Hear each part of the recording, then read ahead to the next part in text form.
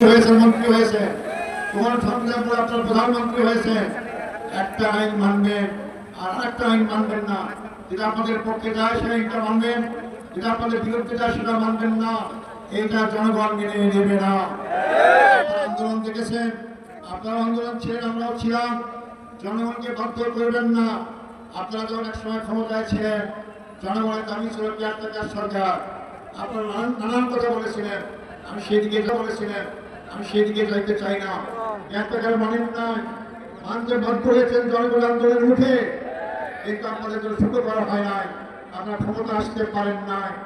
আজকে আপনারা ক্ষমতায় কিভাবে এসেছেন বাংলাদেশের জনগণ জানে। আপনারা কি বলবেন, আসলে আপনারা ভোটের রেজাল্টে কারচুপি করেছেন, জনগণ ভালো করে জানে। ভোট আজকে আপনারা ক্ষমতায় নাই, আপনাদের পায়ের তলে মাটি ছুঁড়ে দেওয়া শুরু করেছে। জনগণের ভাষা বুঝুন, জনগণকে মাঠে আন্দোলন করতে বাধ্য করবেন না।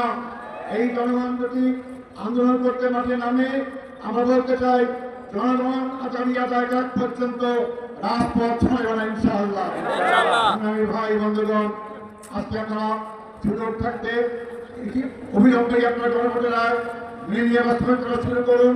আমরা আমাদেরকে সহযোগিতা করব। সংগ্রামী ভাই বন্ধুগণ, আপনাদের বলতে চাই দেশের অবস্থা সবাই নেতৃবৃন্দ করেছেন। জ্বালানি সংকট, আমাদের সংসদের কথা বলি জ্বালানির ব্যাপারে, জ্বালানি মন্ত্রী বলেন জ্বালানির কোনো সংকট নাই। জ্বালানি সংকট যদি না থাকে, স্কুলের কর্মঘণ্টা কমাইলেন কেন, সরকারি কর্মঘণ্টা কমাইলেন কেন? তারা আজকে শত শত হাজার হাজার লোক লাইন ধরে তেল নেওয়ানোর চেষ্টা করে কেন? এই জ্বালানি সংকট দেখতে পারেন না আপনারা? হ্যাঁ, আপনারা দেখতে পাবেন। যখন জনগণ উদ্দেশ্যে করবেন তখন সবই ঠিক পাবেন ইনশাআল্লাহ।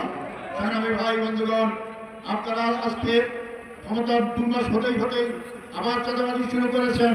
চাঁদাবাজি দিয়ে দেশে জনগঠিত হয়ে গেছে। আপনারা নিজেরাই সরকারি দল থেকে মব সৃষ্টি করছেন, আপনার প্রধানত জনগণ উস্কিয়ে দিচ্ছেন মব সৃষ্টি করে আপনাদের ঘেরাও করার জন্য। এই কালচার বন্ধ করুন। এই কালচার বন্ধ না করলে জনগণকে সেই কালচার অভ্যস্ত হলে দেশে কোনো শান্তি আসবে না, আপনারা শান্তি থাকতে পারবেন না। সংগ্রামী ভাই বন্ধুগণ, আমরা মিছিল করি, শান্তিপূর্ণ মিছিল। আমাদের এই প্রস্তুতি করে দেবেন।